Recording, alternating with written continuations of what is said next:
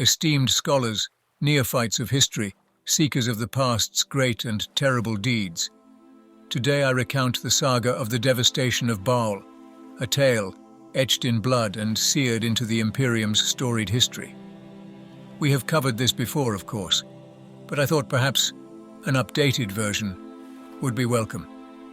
In the days when the galaxy was cloven by the cicatrix maledictum, and the darkness grew deeper than the void itself, Baal, the heart of the Blood Angel's dominion, faced annihilation.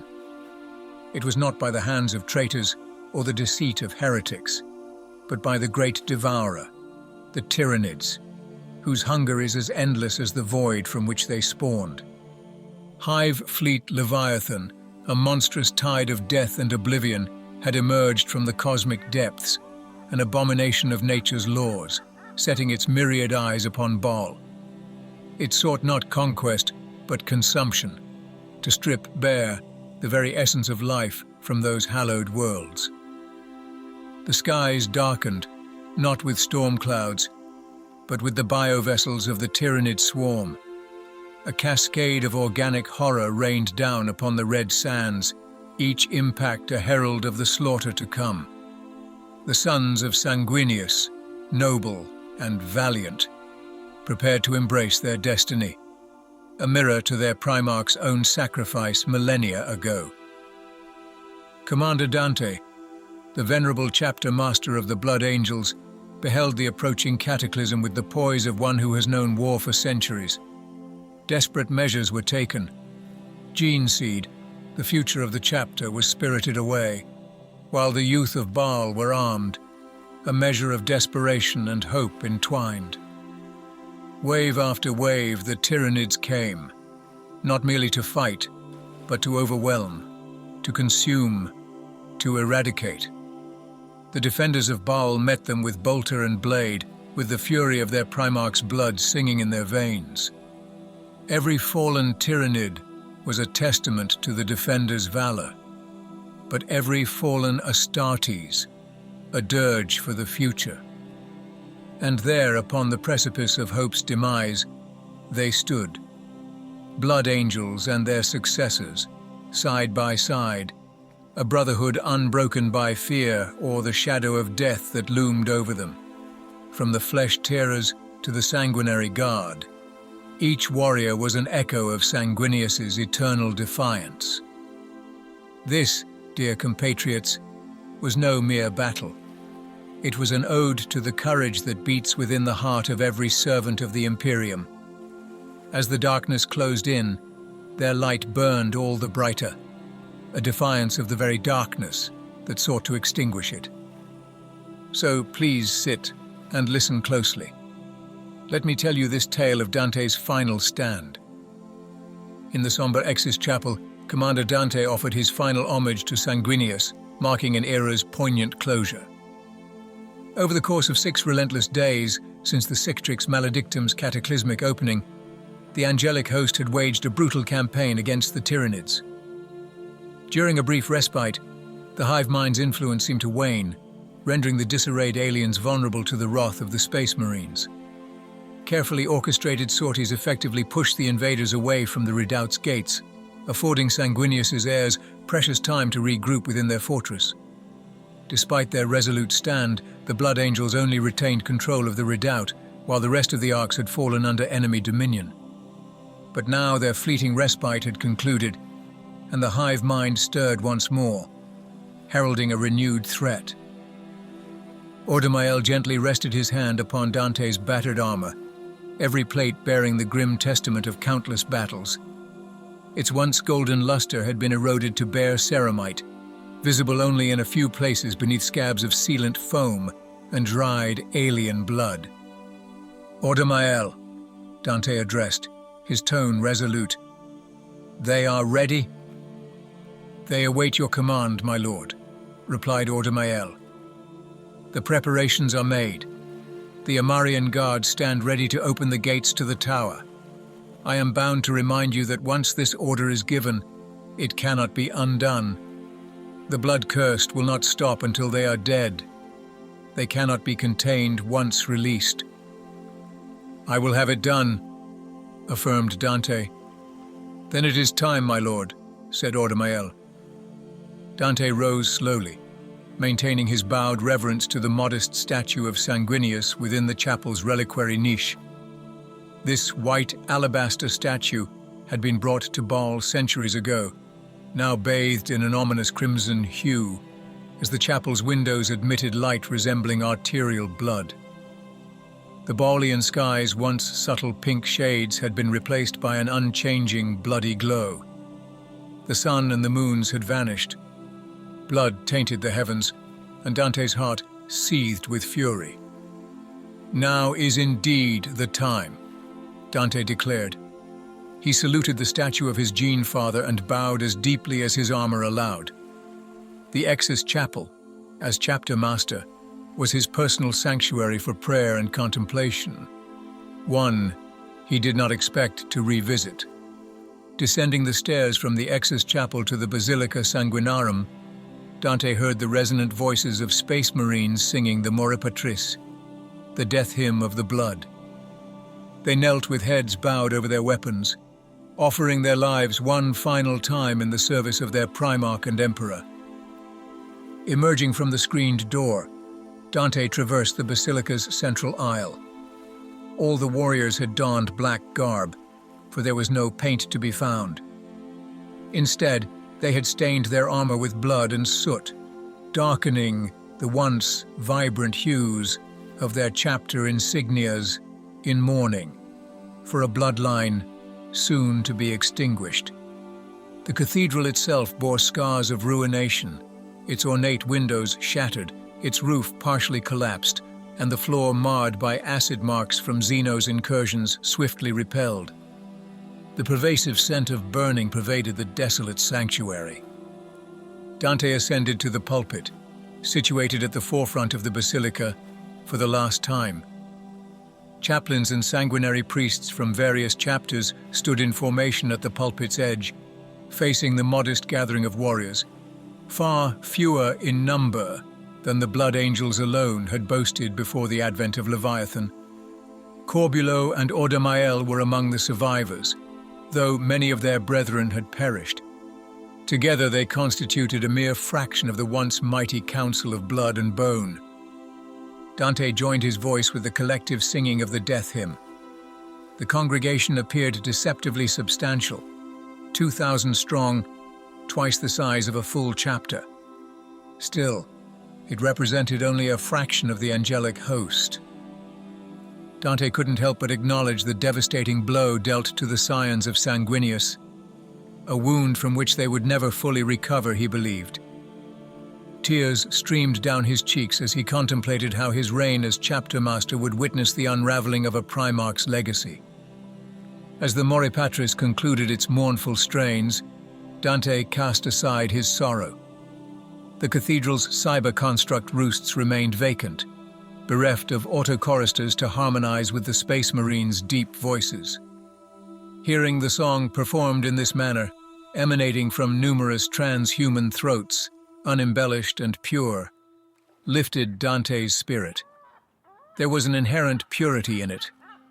While the blended songs of cyborgs, Adeptus Astartes, and thralls might have symbolized the mingling of Sanguinius's blood with that of mortal men, it had now distilled back to its unadulterated essence.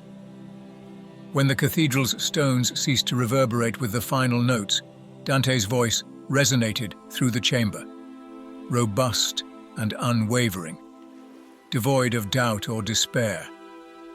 Those who listened felt a stirring in their very blood. There is always beauty, even in the depths of ugliness, even in the depths of defeat, Dante declared.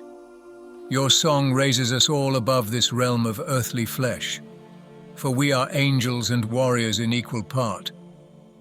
Our devotion to our Emperor and our Gene Father is a paragon to which the citizens of the Imperium have long aspired. Now we stand upon the brink of death. This will not change. I say, let us not go into the long silences of history, but stride forward into legend. If the Tyranids remained without guidance, we might survive here, behind the walls of the heavenward redoubt. But they reorganize. The hive mind is disrupted no longer. Our librarians report the shadow falls once more. It is weak, but it grows stronger with every passing minute, coalescing around one potent nexus. If this is allowed to continue, the Tyranids will become of one mind again, and they shall attack without mercy, and we will perish here, within these walls. We have no notice of the fleet. The void is awash with the energies of the warp. If we strike down their leader, we may deal the swarm one fatal death blow, and save the worlds beyond Baal. His voice caught. He recovered quickly. In this way, we will win a victory of sorts. We will most likely die in the attempt. Millions of them remain, scant thousands of us. If we stay behind these walls, they will overwhelm the last of our defenses in a few days. This is the only way. The shadow in the warp is a many-headed monster, more ferocious than the Hydra of ancient tales, for it has 1,000,000,000 times 1,000,000,000 heads, and all must be severed before it will die. We have the blades, we have the will. Let us carve the skulls of this creature. Are we not the sons of the great angel? Are we not the most blessed of all Adeptus Astartes? He allowed the unspoken query to linger in the air. Our Primarch was among the first to die, but he lives eternal in all our beings. The meat and blood of our bodies are his host. For 10,000 years we have protected his legacy within the fortresses of our bodies. He bowed his head. That time is at an end. We are all death company now. The sarcophagi lie shattered, their occupants devoured, and our future upon Baal has died with them. The chapter is finished here, but it is not yet dead. Our bloodline may survive in the gene seed of our brothers elsewhere in the galaxy. It may not. This question of survival is no longer ours to contemplate. Divert your gaze from the future and think of the present, of now, of what we might accomplish in these next glorious hours. For if we must go into the darkness of extinction, let us do so with our swords in our hands and the wrath of Sanguinius in our grasp. When tidings of this battle reach other worlds, let them lift up their guns and say, "We shall not fall. We shall not die meekly. Through battle we remember and honor the sons of Baal." His voice resonated. Who will say, "I"? Who will raise his sword with mine? Who will bring burnished steel and wrathful soul to the slaughter and let red ruin flow? Who will die in remembering our Lord? Our flesh may be devoured, but they cannot touch our souls. We are the most blessed of the Emperor's warriors. The soul of our Lord lives in the minds and the hearts of every one of us. We, the red-clad, the blood-hungry. We, the wrathful and the pure. We, the sons of Sanguinius, most noble and glorious of all the Primarchs. We hold more than his memory in our hearts and minds. The great angel would not lurk here waiting for his end. He would strike out, seeking to destroy the leader of his enemies as he did when he confronted his brother Horus. His voice hushed. This choice now lies before us, just as it did for our progenitor. Should we undertake this, we shall inevitably meet our demise. But Baal may yet endure, offering refuge to other space marines. We will not be among them. But the name of the Blood Angels and the numerous other chapters who fought alongside us shall echo throughout the galaxy. Dante paused and reached behind his head. Hisses filled the air as he unfastened the death mask of Sanguinius, proudly revealing his aged countenance to his comrades. For a millennium I have worn this mask, so long that mortal humans on 1,000 worlds equate Dante with Sanguinius. One has become the other. I have no need of a mask any longer. I need not wear our Lord's face. He is in here, in my hearts." He paused, and the gaze of 2,000 black-helmed warriors met his expectantly. "What say you, warriors of Baal?" he inquired in an escalating and forceful whisper. "That we let slip the red thirst one final time, and fly upon wings of wrath with our Lord unto battle. I commend you all, O ye mighty, to the protection of the great angel. For the Emperor, for Sanguinius. There is no more beauty to be had from life, so let us then seek a beautiful death. A beautiful death for the Emperor, for Sanguinius," echoed the voices of the doomed angels, their cries resonating throughout the ruins of the Basilica Sanguinarum. Satisfied, Dante nodded. "Then we march, all of us who bear the blood. Chaplain Ordamael, summon the Amarian Guard. Unseal the gates of the Tower of Amareo. Let the accursed march alongside the accursed."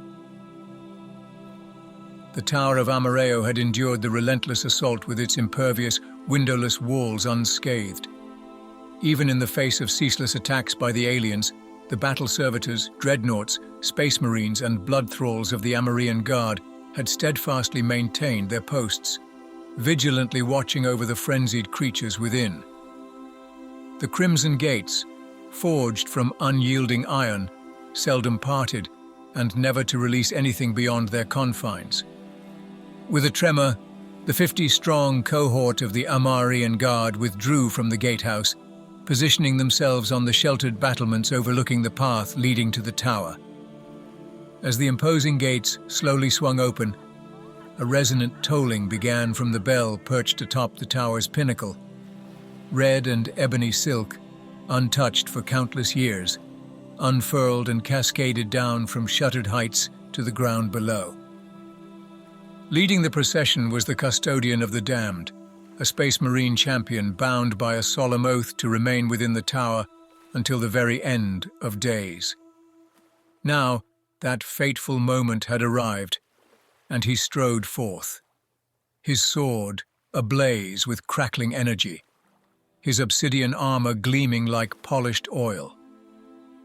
Following in his wake came the ominous sounds of chains rattling and rusty doors grating open, all driven by laborious machines, accompanied by unearthly howls and shrieks of a bestial nature.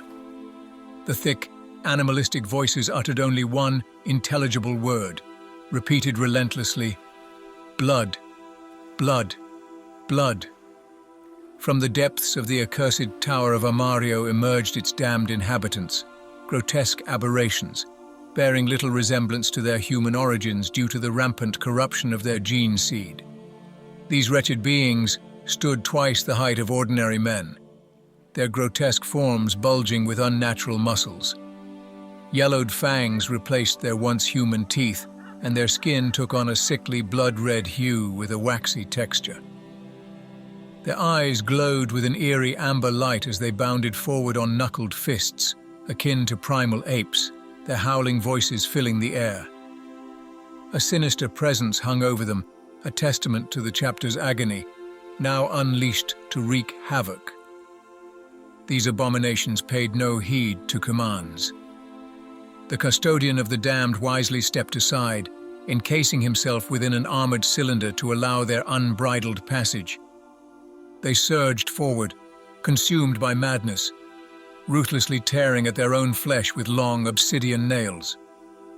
A path had been meticulously cleared, leading from the tower's gate on the Arx Muris all the way to the depths of the redoubt and the Well of Angels. Guided by locked doors and formidable barricades, the damned charged onward, their deafening roars reverberating through the keep. Finally, they reached the grand inner ward, an enclosed battlefield behind the imposing Bloodgate. As the damned approached, the portcullis, gates, and energy fields all yielded to their advance. Lifeless Tyranid corpses tumbled down from the towering piles heaped against the gates, adding to the festering mound of alien flesh that filled the Well of Angels. With an insatiable thirst for bloodshed, the abominations scrambled over the grim terrain, eager to find new victims. Once they had moved beyond, the inner gates at the rear of the ward opened, and the Space Marines swiftly followed suit. Within a matter of minutes, they were assembled and poised for their final assault, their ears filled with the cacophonous sounds of the ongoing Tyranid battle. Commander Dante raised the Ax Mortalis high, his voice ringing out above the chaos. "Sons of Baal, forward!" he bellowed. "For Sanguinius, for the Emperor, a beautiful death." They roared in response, charging forward together through the heavenward Redoute's bloodgate and into the occupied Well of Angels. They surged through the Well of Angels, ruthlessly clearing the path ahead, casting aside any lingering Tyranids as they advanced towards the Elohim Gate. Within the mountain tunnel, they encountered no resistance. The tower's monstrous inhabitants had already swept through, leaving a trail of carnage in their wake. The tunnel's end beckoned ominously, its crimson glow reminiscent of a bullet wound. As they ran, Commander Dante's voice rang out, his words imbued with fervor and devotion. "From his blood are we born, from his essence are we made. From his passion comes our art, from his nobility comes beauty. From his might stems justice, from his thirst is born righteous rage." For the first time in 12 centuries, Dante relinquished his ironclad control, allowing the overpowering fury of Sanguinius to surge forth, temporarily setting aside his humanity. His worst fear had come to fruition, yet he found pleasure in letting go. Dante willingly embraced the red thirst, feeling the torrent of blood coursing through his veins, bringing both pain and relief. No longer did he need to restrain himself. He reveled in his newfound freedom as his muscles swelled and his heart pounded relentlessly. His angelic teeth emerged from his gums. "Rage!" he roared. "Rage! Rage!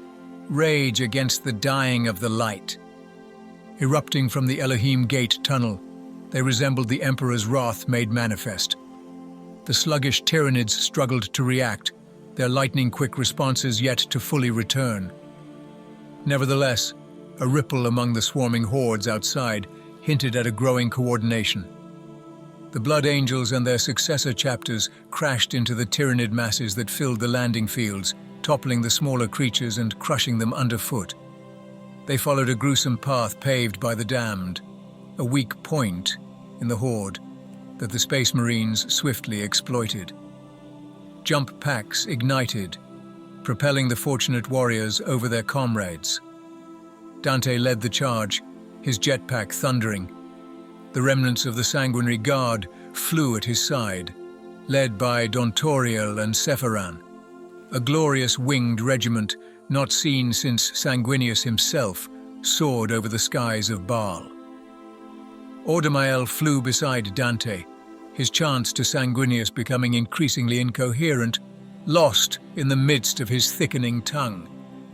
Their descent was a torrent of sorrow-fueled fury. Dante's boots pounded into the shattered skull of a Tyranid warrior, reducing it to a flattened pulp. The creature's lash whip snaked up, ensnaring his feet, but Dante swiftly severed it with a single blow from his axe. He thudded onto the blood-soaked sand, and instantly resumed his sprint. His movements resembled the relentless desert wind, never pausing, never wavering, despite the numerous wounds that still throbbed with residual pain. Through the wreckage of Space Marine aircraft and tanks, he cut a path of carnage, slaughtering every Tyranid that crossed his path. Only one item on his helm display held his attention: the hive mind nexus, pinpointed by his dwindling psychers. All other data had been purged, as comprehension eluded him in his furious state. From the Citadel Reclusiam, manned by the last mortal defenders within the Ark's, cannons roared. While the more esoteric weapons baffled the mortals, they effectively operated the fortress's projectile casters. Cones of sand and mangled body parts shot skyward, propelled by madness, only succumbing to gravity hundreds of feet above. On Dante's helm plate, a slow, enticing marker beckoned him deeper into the throng of alien monstrosities. Ignoring the relentless explosions, he pressed forward. Few blood thralls remained. The untrained conscripts from Baal's moons fought alongside him. Miraculously, Dante avoided being disintegrated by friendly fire. Dante continued his relentless advance, with Ordamael raging at his side, his Crozius hammering in rhythmic fury. The once coherent songs of the Angels of Death had deteriorated into bestial howling. Squad cohesion and tactics vanished, replaced by a relentless tide of berserkers who fought and died individually. Armed with melee weapons or their bare hands, they grappled with the alien horrors. The world transformed into a chaotic mass of xenos, detonations, and a turbulent sky concealing the universe beyond. The Tyranids, recovering from their initial shock, displayed growing synchronization in their attacks, feinting and withdrawing strategically. While they had not yet achieved the hive mind's peak efficiency, their actions demonstrated greater thought and coordination. They no longer approached the Space Marines thoughtlessly, but adapted to the situation. Phosphor biomunitions rained overhead, erupting in fiery explosions that consumed both Tyranids and Space Marines alike. Artillery beasts unleashed a relentless barrage, their cannon symbiotes emitting heart-rending screams that intensified as the Space Marines penetrated deeper into the horde. Dante fought without restraint, his honor guard by his side, showcasing the perfected skills honed over centuries. Despite their relentless fury, the signs of impending defeat became increasingly evident. One by one, the sanguinary guard met their demise, plucked from the skies by shrikes, torn asunder by carnifexes, or ripped to shreds by the alien horde. Don Toriel, the hero of Cryptus, was the last to fall, his tattered wings disappearing into a writhing mass of alien limbs as he was mercilessly torn apart. The landing field was a chaotic tableau of destruction, strewn with the wreckage of dozens of vehicles from the hasty withdrawal. Amid the battered temporary buildings lay numerous suits of power armor, their vibrant colors stripped away by acid. The corpses had not yet been devoured by the Tyranids, for the feeding frenzy had yet to reach this part of the field. Dante couldn't help but laugh, a wild and despairing sound. Even when united, the sons of Sanguinius could do little more than delay the inevitable consumption of a single world.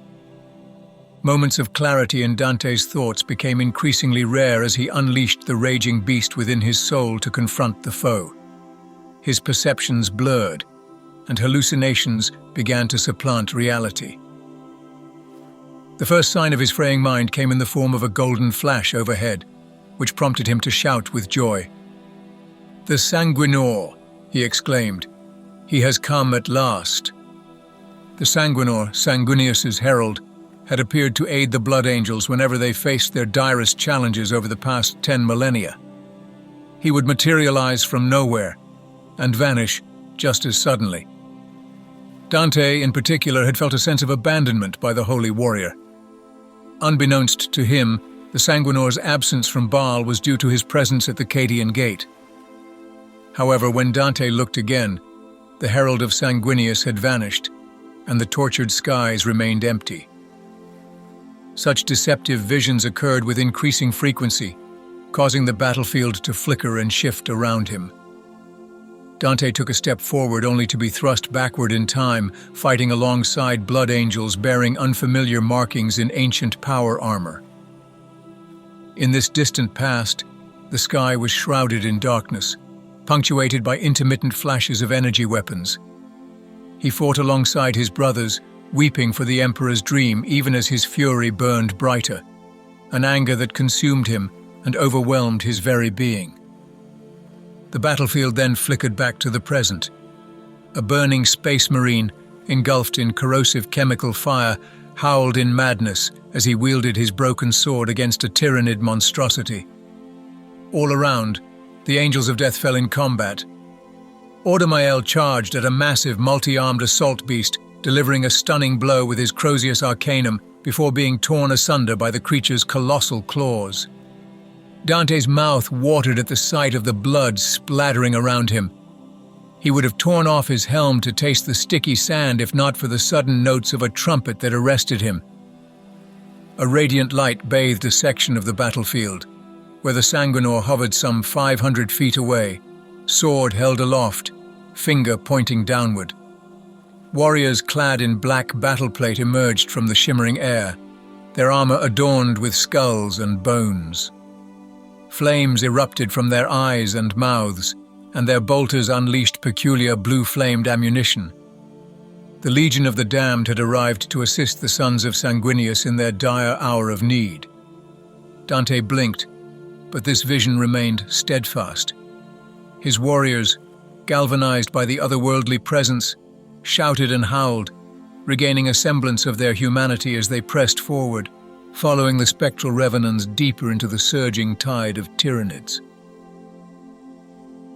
Overwhelmed by their otherworldly adversaries, began to retreat. The trumpet sounded once more, and the Sanguinor pointed with his blade at a specific spot on the battlefield. Following the herald's indication, Dante's helmet display began to pulse rapidly, flashing green. He blinked as he momentarily refocused on his mission, having forgotten it in the heat of battle. His vision wavered, and the Sanguinor transformed in his eyes, becoming a colossal flesh and blood angel, resplendent in blood-red robes. Sanguinius? Dante uttered in awe. He continued to press forward, pushing through the maelstrom of combatants, whether alien, revenant, or space marine. Before him a Carnifex reared up, blocking his path. Dante prepared to engage the massive beast, gripping his sparking axe mortalis. However, a helmetless warrior surged past him, face twisted in savage fury, teeth bared, and engaged the creature in a seemingly futile battle. Captain Fenn, a part of Dante's mind, registered. The angel Vermilion had kept his word.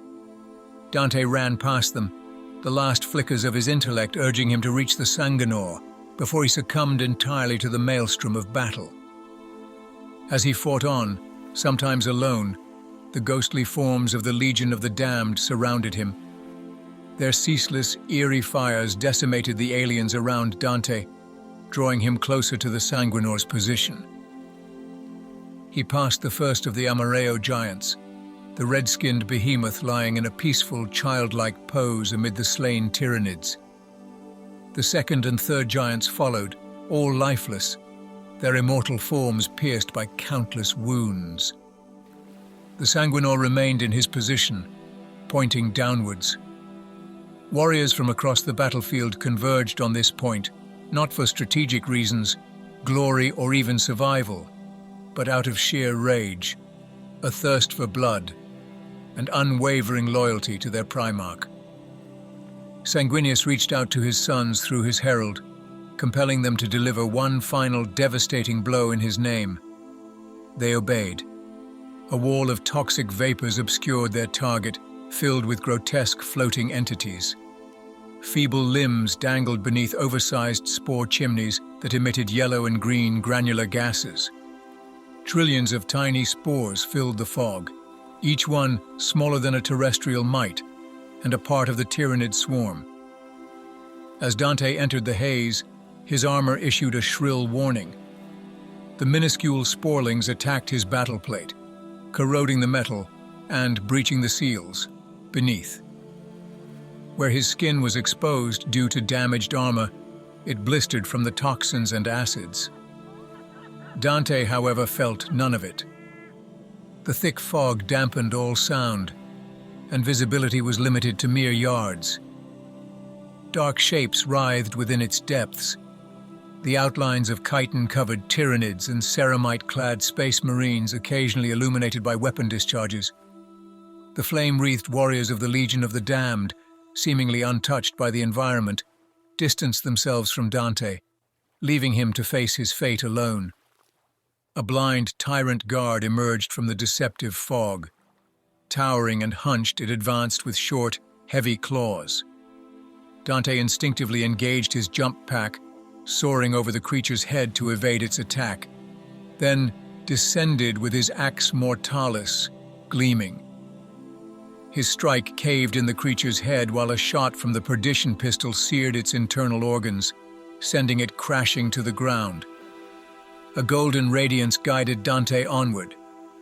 The howls and screams of his fellow warriors sounded barely human, more akin to the hissing chitters and roars of the Tyranids.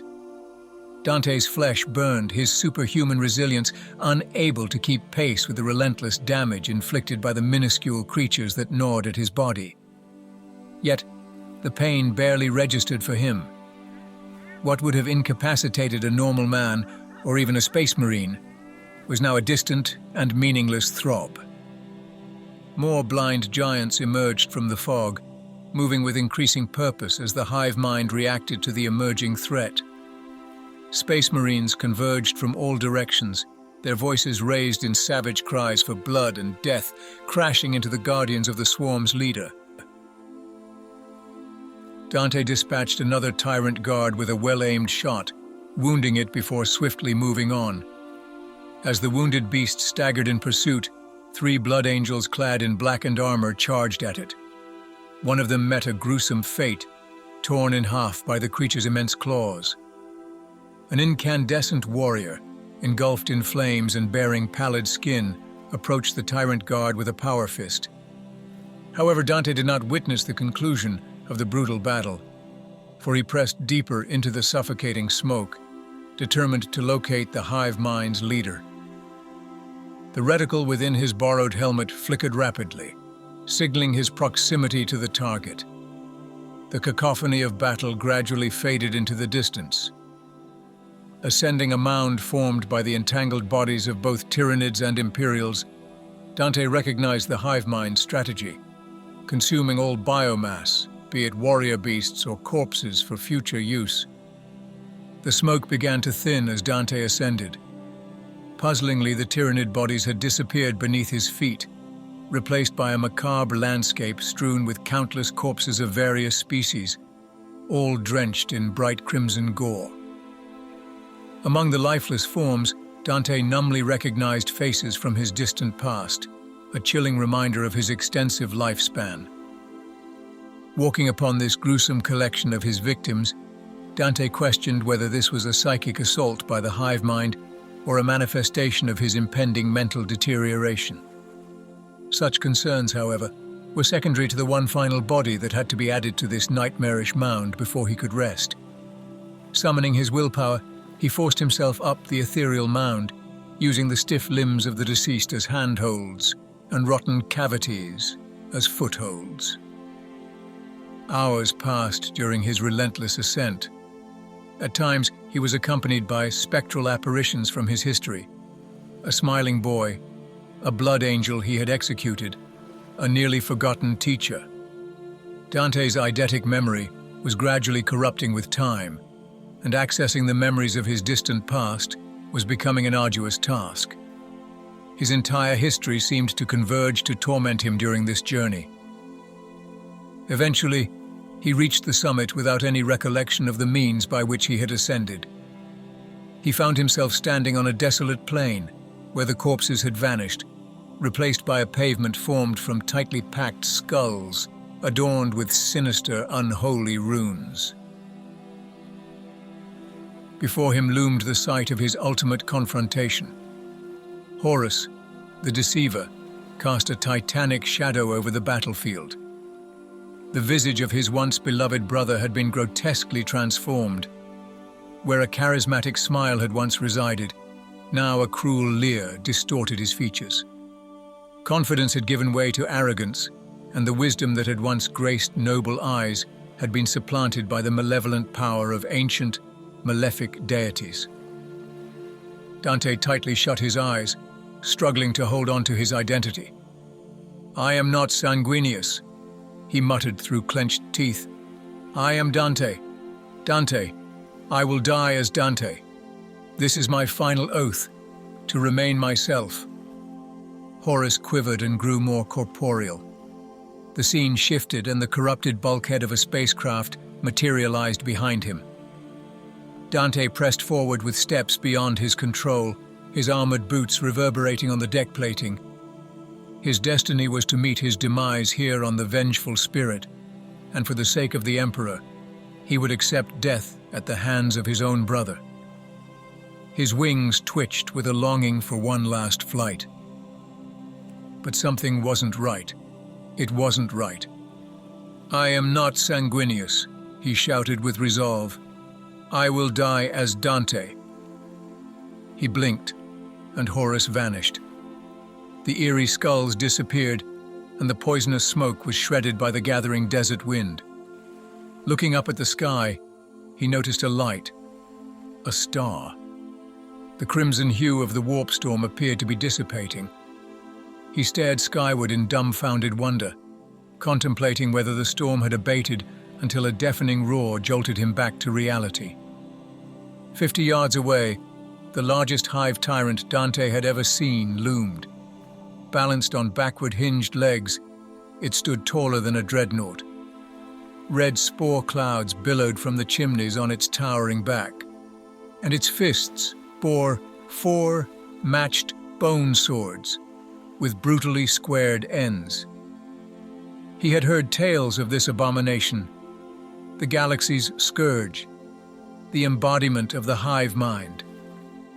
Commander Dante confronted the Swarmlord. His senses focused on the monstrous creature, and reality reclaimed its hold as his visions retreated before the overwhelming presence of the hive mind. The past yielded to the present, and the sounds of battle returned, though muted. The horde had been fragmented, and the frenzied cries of his bloodthirsty warriors echoed faintly, indicating that only a handful remained. In the creature's eyes glimmered an ancient and potent intellect, and despite his own age, Dante felt like a newborn in the presence of the intelligence that peered at him through those unblinking orbs. He sensed the duality within it, an entity that controlled the monster, yet was inextricably linked with it. An aura of immense psychic power emanated from it, its grasp extending across galaxies. Within that formidable intellect, sophistication and terrifying intelligence vied with an insatiable, eternal hunger. During the fleeting moment when man and monster locked eyes, Dante couldn't help but feel a twinge of pity for the creature. The insatiable hunger of the hive mind dwarfed the red thirst in its voracity. A low rumble emanated from the creature's throat. Muscular fibers, exposed by gaps in its chitinous armor, contracted, serving as a subtle prelude to its impending assault. There were no ostentatious displays of threat or intimidating roars.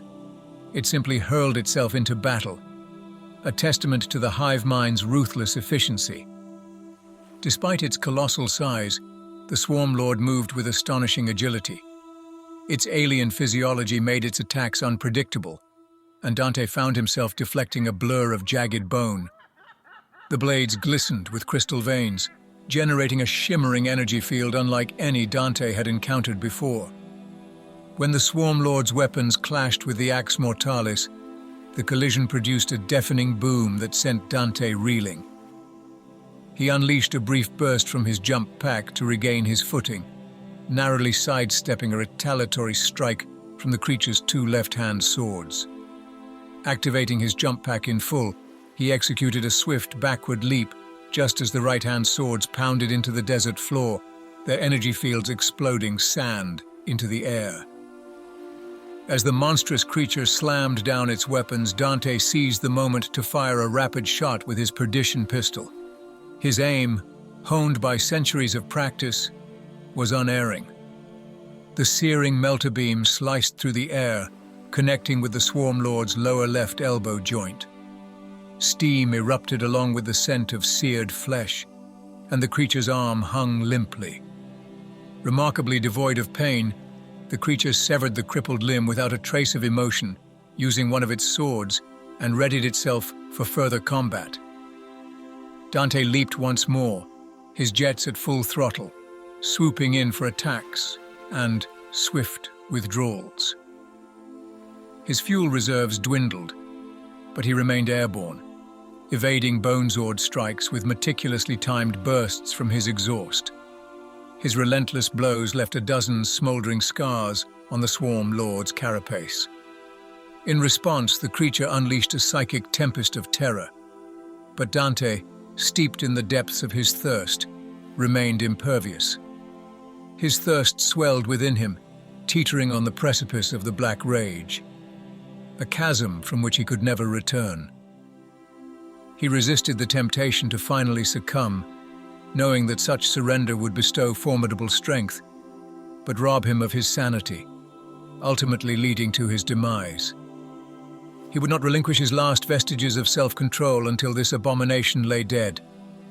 It was a relentless thirst for vengeance that consumed him, a burning desire to sever the intruder's head from its shoulders and cast it onto the desert sands. The Swarmlord's armor proved thickest on its shoulders, head, and back.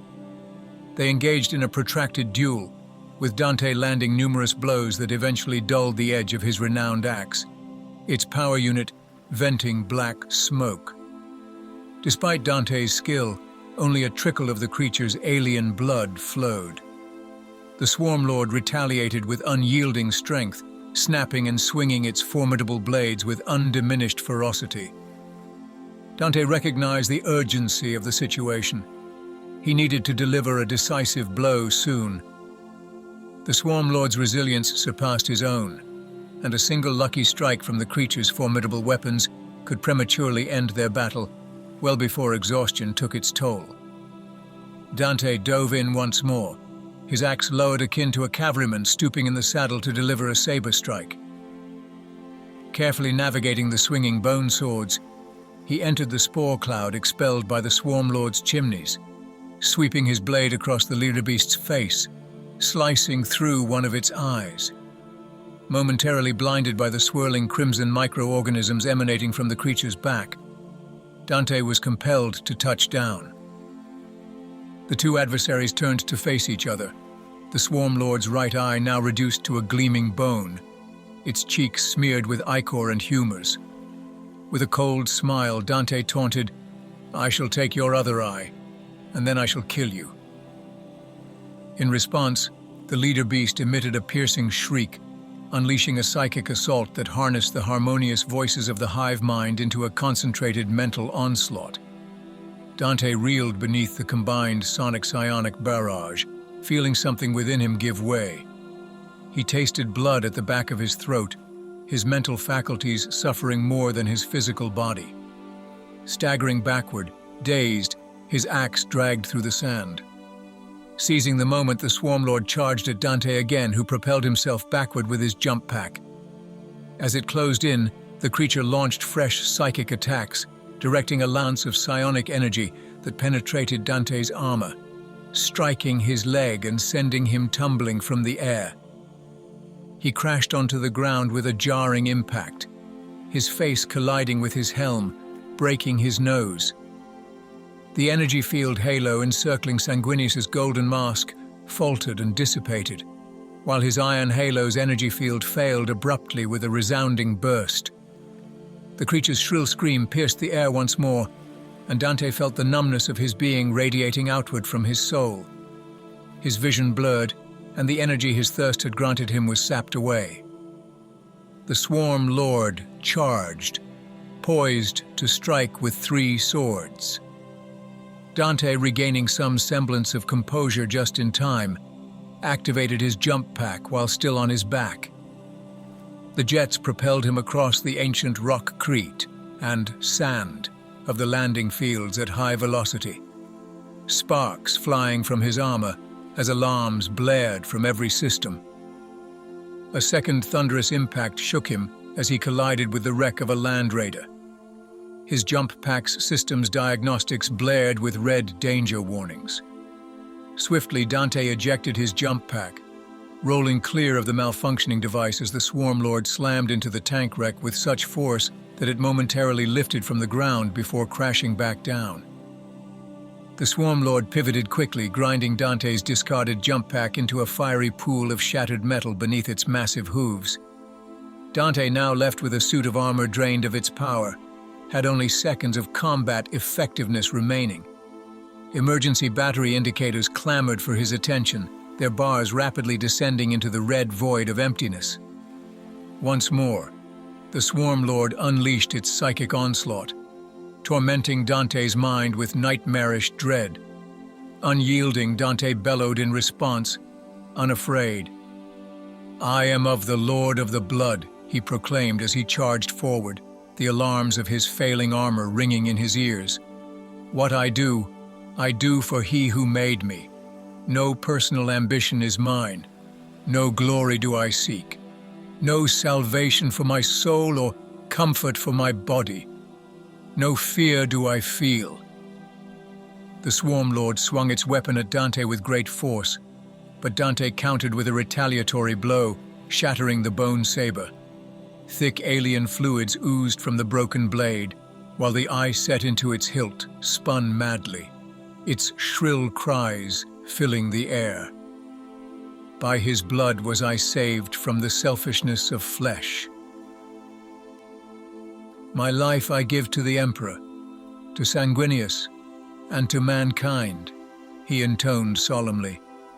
The Swarmlord's distorted visage reflected in the dulled surface of Dante's mask. Sanguinius's silent plea resonated within the hive mind. With a flick of his thumb, Dante disengaged the weapon's fail-safes. "My service is done. I give thanks. My life is finished. I give thanks.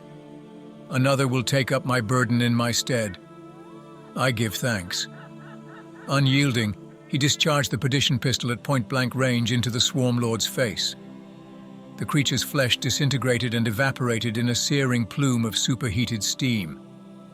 Its first bone sword glanced off Dante's armor, leaving long, grievous gouges in its ornate surface, dislodging bloodstones from their mounts. Nonetheless, Dante's aim remained unwavering.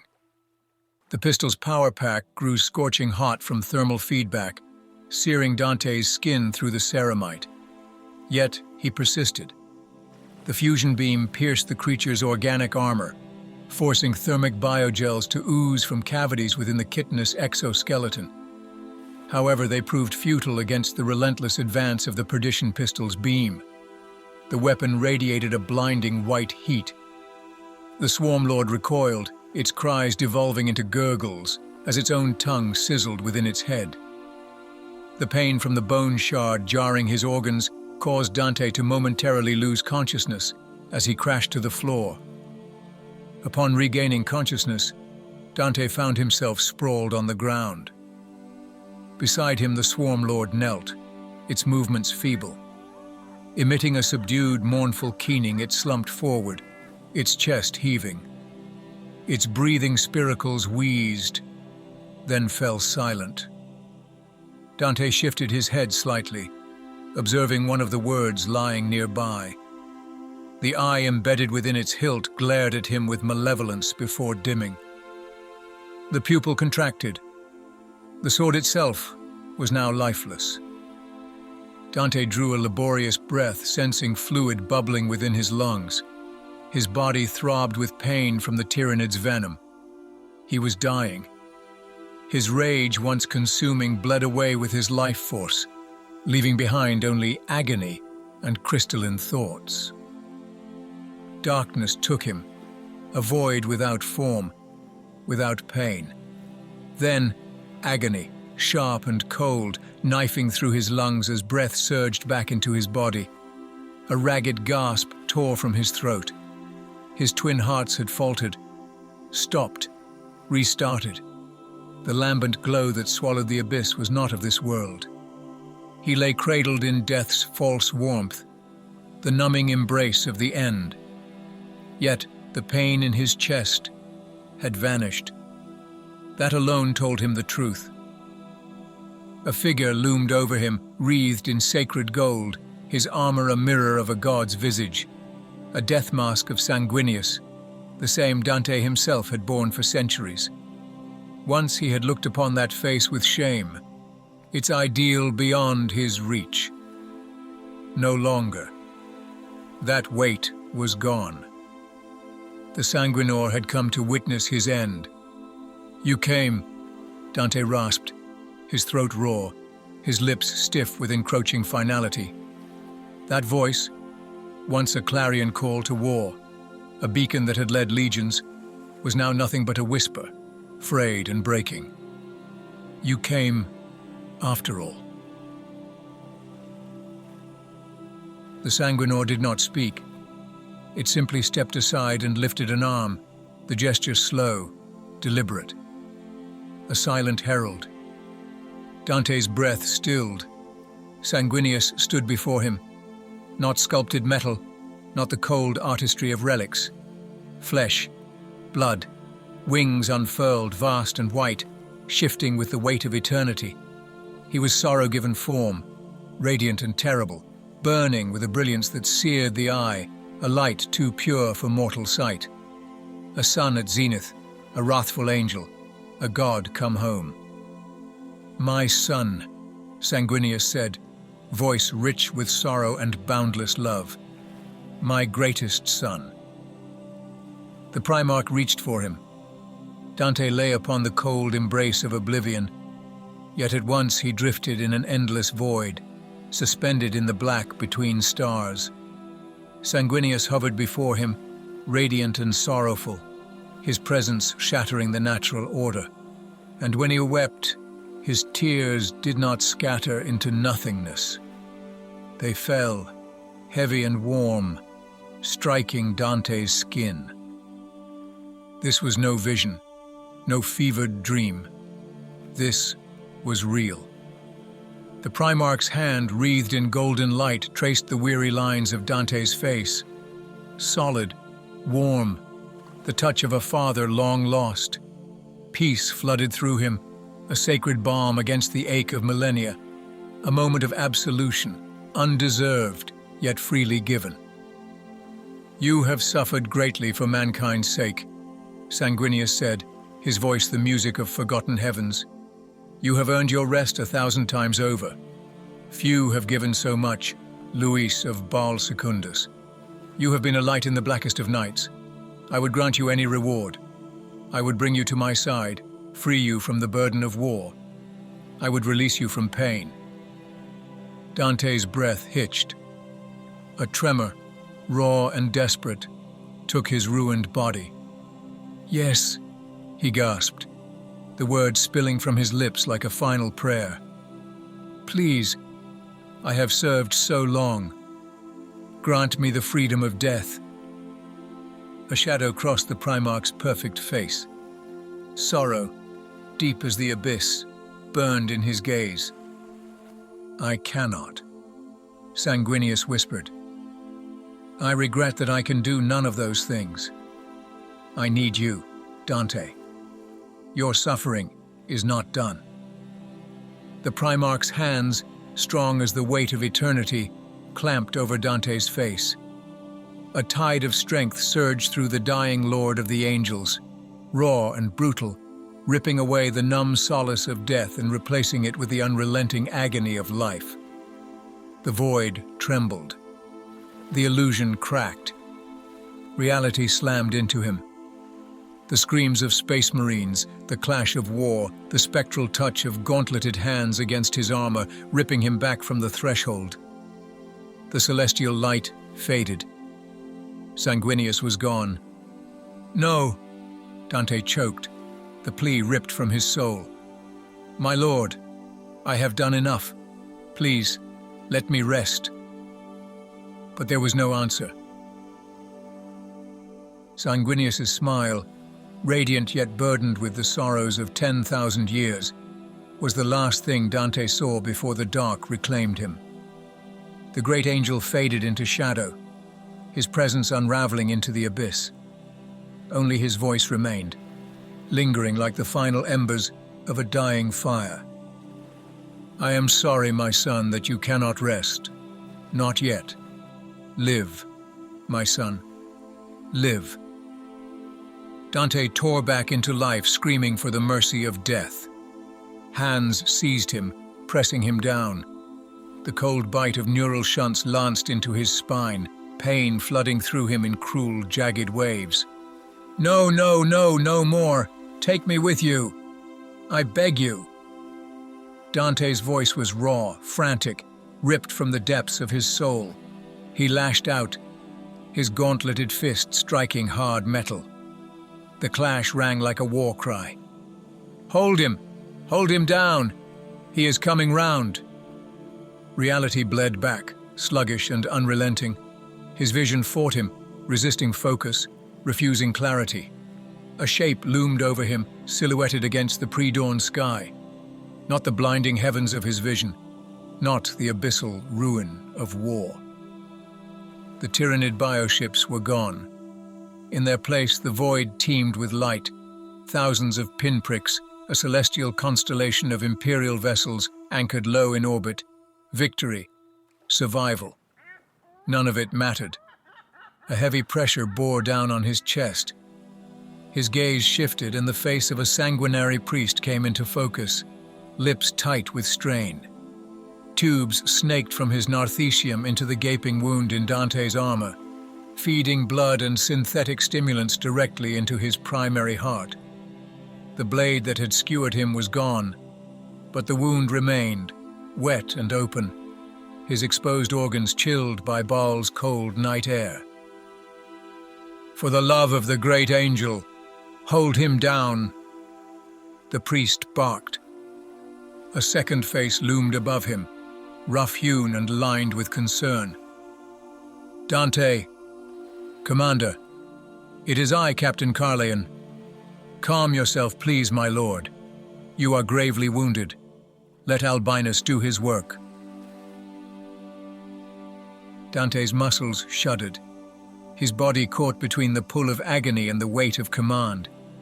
He forced the thrashing to stop, his breaths coming in shallow, ragged gasps. Carleon." "Yes, my lord," Carleon said, his voice thick with emotion. His power armor bore fresh battle scars, his face streaked with grime and something rarer. Tears. His customary grimness had cracked beneath relief. "We found you. We have found you." Good, good. Albinus snapped, his attention already elsewhere. "Hold them there.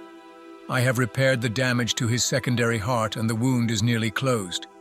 It's too deep to seal on its own. It needs persuasion."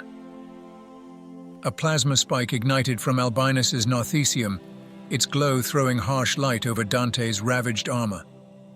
"My apologies, Lord Dante. Your battleplate pharmacopoeia is inactive, so this may sting." The understatement of a liar and a healer alike. White-hot agony lanced through him as the plasma torch met flesh.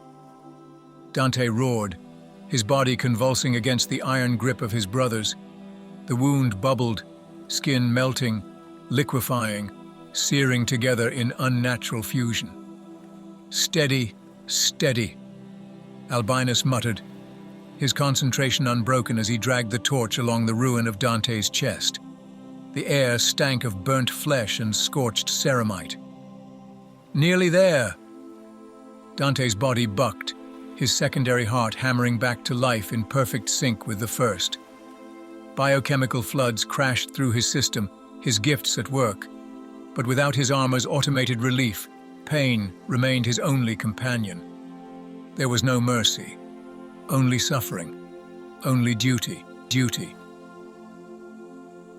The jet of fire died with a sharp hiss. A fine mist, cool and thick with biorestoratives, sprayed across Dante's seared wound. The pain ebbed, but it left behind a deep, smoldering throb, a constant reminder that he was still chained to the world of the living. "That hurt," Dante rasped. "Will he live?" Carleon asked, his voice tight with concern. "He will live," Albinus said, rising to his feet. His white and red armor was drenched in blood, most of it Dante's. "Can he stand?" Carlin pressed. Yes, Dante answered. No, Albinus countered at the same time. Dante ignored the priest. He gritted his teeth, forced steel into his limbs, and willed himself upright. Every nerve screamed, his body a ruin barely stitched back together, but he endured. Pain was nothing. Pain was proof that he still had work to do. And the world had changed while he lay dying. The first sight that met him was the massive corpse of the hive tyrant sprawled in the dirt, its monstrous form already being hacked apart by a clade of magos biologis, their servo limbs buzzing and sawing, eager to dissect the nightmare flesh of the Xeno's horror. But it was the warriors standing guard over them that truly gave Dante pause. Astartes, and yet not. They bore the colors of the blood angels, red and gold, the livery of his own sons. Their chapter sigils gleamed upon their pauldrons, save for one difference: a pale gray chevron, a mark of distinction, cutting through their heraldry. And they were giants, taller, broader. Their armor was of imperial make, yet subtly different, sleek, unfamiliar. Their weapons, too, carried that same strangeness, a refinement beyond the war gear he had known for centuries. Something new, something other. "My lord, you must rest," Albinus insisted. "Wait for a beer. We will take you to the command center. Lie down. Recover." Dante shook his head. "No." His gaze locked onto Carlian.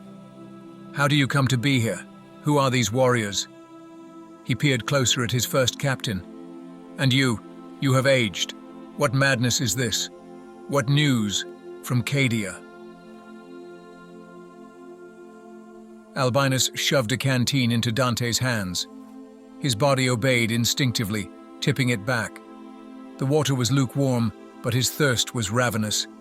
He drained it in a single desperate gulp. "The answers are not simple, my lord," Carlian said at last, his tone somber. "It is best you see for yourself." Then, for the first time in all the long years Dante had known him, Carlin smiled. Not with the grim certainty of a warrior, but with the quiet reverence of a man who had glimpsed something greater than himself. "As for these warriors," Carlian continued, glancing toward the towering Astartes, "they are like us, yet not like us." There was something almost holy in his expression. A man privy to a revelation beyond mortal comprehension.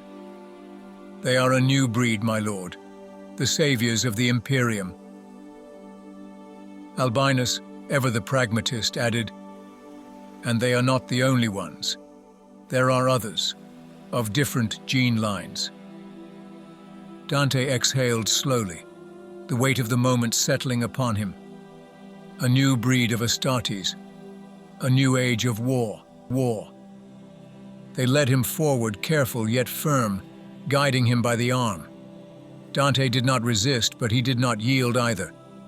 He limped, his ruined armor grinding against itself with each agonizing step, the fractures in its ancient plates weeping blood as freely as the wounds beneath. They moved slowly, because of him, because he would not suffer to be carried. The sky above continued to clear, the last remnants of the warp storm dissolving like scattered ash. Morning crept in on the horizon, painted in the soft hues of Baal, pink and blue, delicate, untouched by war. Imperial fighters howled through the dawn, contrails streaking like battle scars across the heavens. Distant artillery rumbled, the deep percussion of Imperial guns, solid and unyielding. Not the piercing alien shrieks of the Tyranid horrors, not the shrill cacophony of chittering voidspawn. The hive fleet was silent now, the suffocating psychic pressure of its vast alien will gone. And in the place of the monsters, Dante saw them. Legions, towering warriors clad in the livery of the blood angels, yet subtly changed. Sons of Sanguinius, Carlian had called them. They moved with a disciplined grace, their presence unnatural in its stillness, as though they belonged to another age. His thoughts wavered, tangled and disjointed. The thirst prowled at the edge of his mind, gnawing, whispering. His blood-starved brain reeled, the exhaustion of centuries pressing heavy upon him. He glanced to his side. For a moment it was Albinus who steadied him, but then it was not. The Sanguinor walked beside him instead, wreathed in golden light, his expression unknowable beneath the sculpted death mask. Then, just as suddenly, the figure shifted again, and another walked with him, a man whose face was ravaged by radiation, but whose amber eyes burned bright and perfect. Dante knew those eyes. He had worn them all his life, the sole proof that he had once been another man's son before he had become the son of a god. "Come on, Luis," his father said, voice thick with warmth long forgotten. "Not far now." Dante stumbled. The face beside him, worn, weathered, yet lit with quiet pride, was impossible. "Da?" The word slipped from cracked lips, unbidden, fragile as glass. "Da, is that you? Look at me, Da. I became an angel."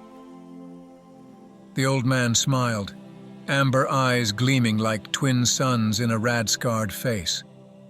Then the vision shimmered, rippling like heat haze over parched rock. Gone. Albinus stood there instead, brow furrowed with concern. "My lord, you're faltering. Please stop. Let us carry you." Carleon's patience frayed. "Give him aid. He's falling apart." "No!" Dante's snarl cracked like a whip. He straightened, spine rigid despite the pain grinding through every joint. Blood slicked his battered battleplate, pooling at his feet with each step. But he refused to yield. "I will walk. No help. Not yet. I must walk." He did not speak the truth, that every step was penance. They led him across the scorched sands to a landing zone where the ground itself shifted under the weight of Imperial industry.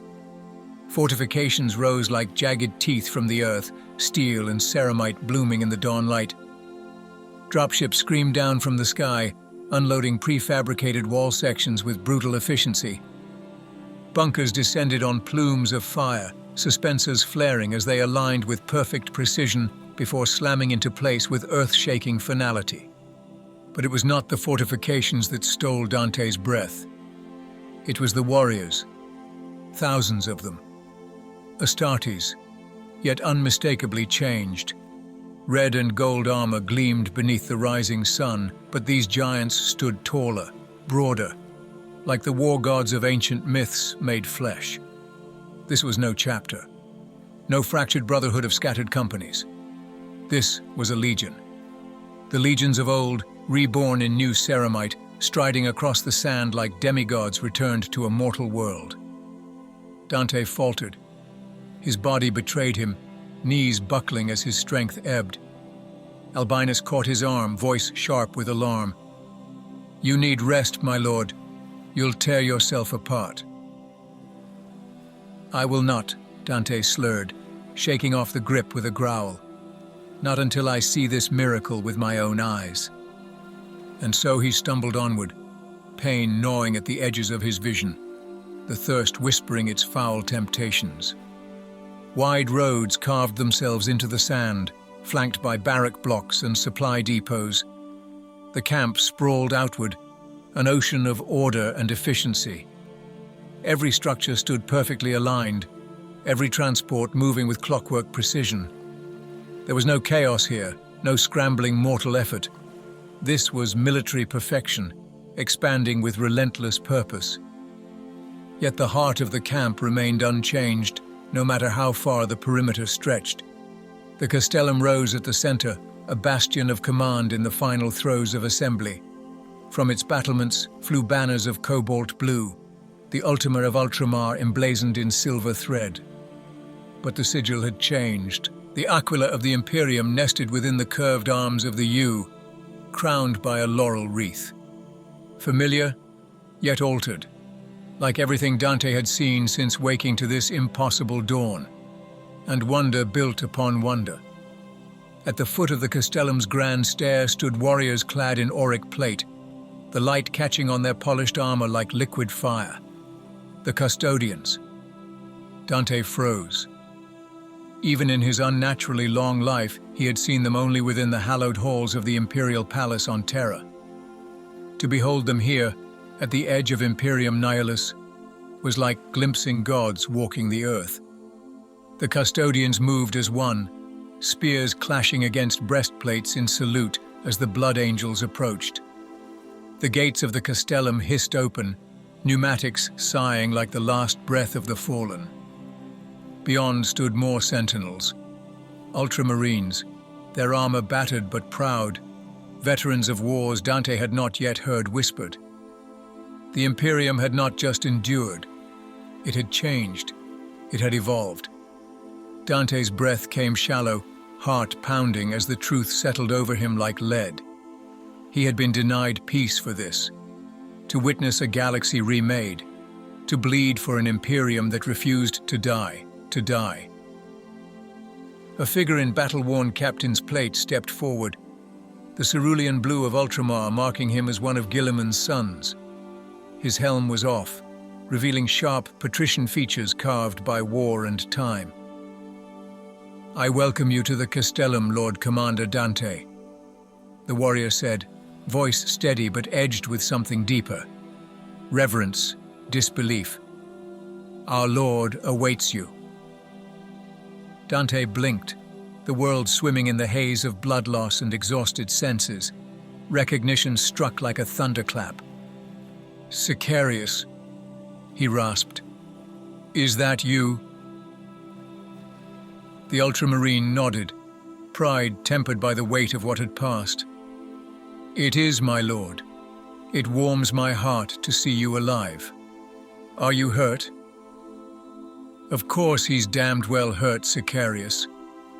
Albinus snapped, weariness sharpening his words to a blade. "Take us to him before the commander collapses where he stands." Sicarius held up a hand in apology, then gestured down the broad avenue that led to the heart of the castellum.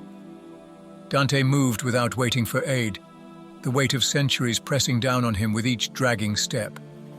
The camp shifted around him like a dream barely held together. Ultramarines of the old breed, the warriors Dante had known, fought beside, bled with, stepped aside in silent deference.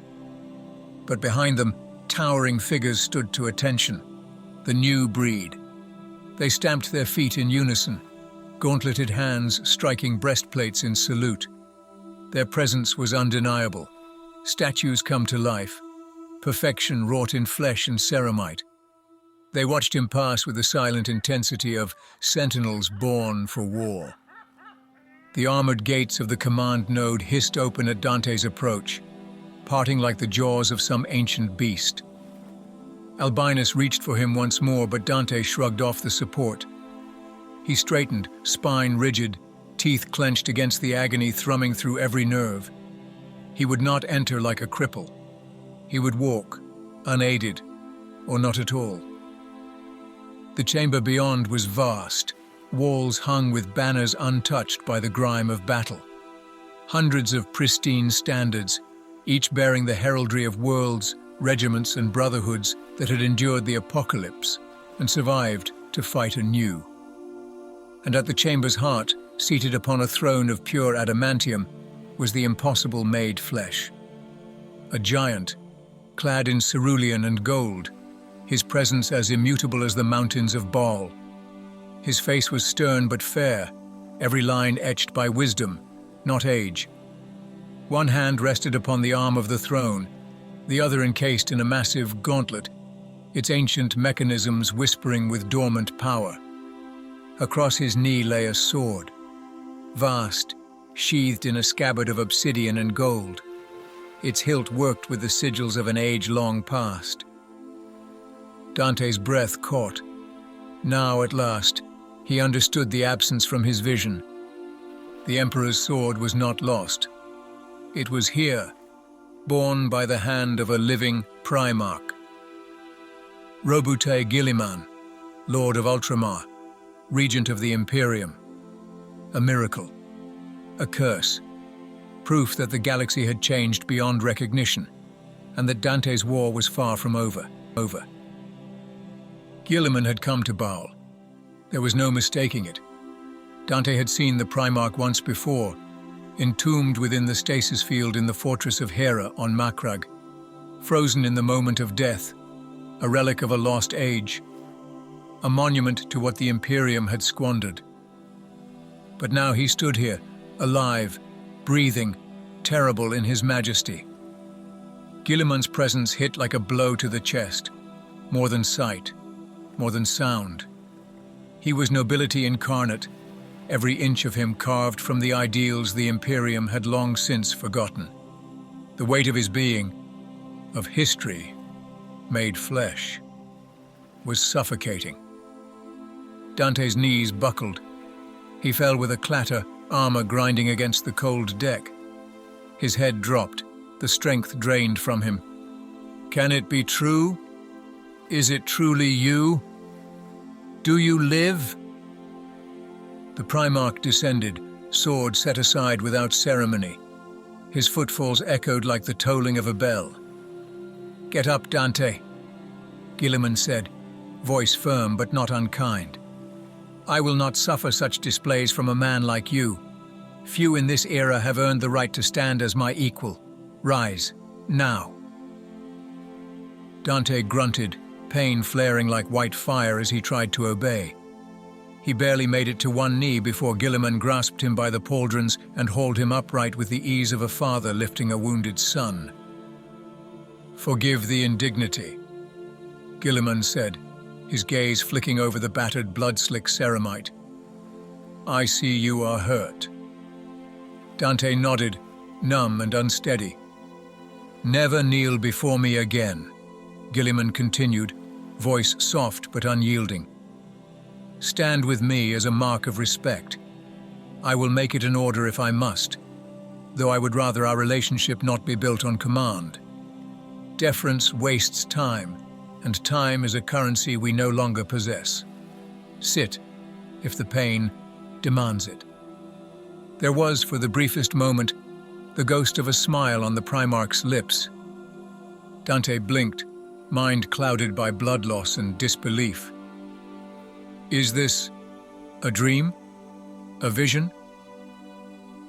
Guilliman's expression hardened. Neither. I live. I have returned to save the Imperium. Dante took an involuntary step back, craning his neck to meet the Primarch's eyes. Forgive me, my lord. I failed. I summoned the chapters of the blood, and I lost them all to save Baal. The Arx Angelicum lies in ruins. Thousands of my brothers are dead. Baal itself is broken. Forgive? Guilliman's brows knit, as if the very concept were absurd. There is nothing to forgive, Dante. You held the line.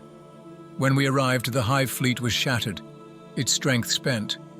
What remained was easily annihilated. As we speak, the Indomitus Crusade scours the system, purging the last remnants of the Xenos. You have done what few ever could. You crushed a major tendril of Leviathan. There are no words sufficient to honor what you achieved here. The Primarch's gauntlet closed around Dante's shoulder, heavy with both strength and sincerity. You saved Baal from annihilation, Commander Dante. In doing so, you preserved the greater part of this segmentum. This is not failure. This is victory, hard-won and absolute. Dante broke. Tears spilled down his battle-worn face, unchecked, raw. He sobbed like a child, armor shuddering with each ragged breath. I am sorry, he choked. I almost lost everything. Please, forgive me. Guilliman's grip tightened. There is nothing to forgive. But Dante did not hear. The weight of survival, the agony of sacrifice, and the sheer incandescent reality of standing before a living Primarch overwhelmed him. His legs gave out. The Lord of the Blood Angels collapsed, crumpling at Guilliman's feet, broken by the unbearable truth that he had lived long enough to see the Imperium rise from the ashes.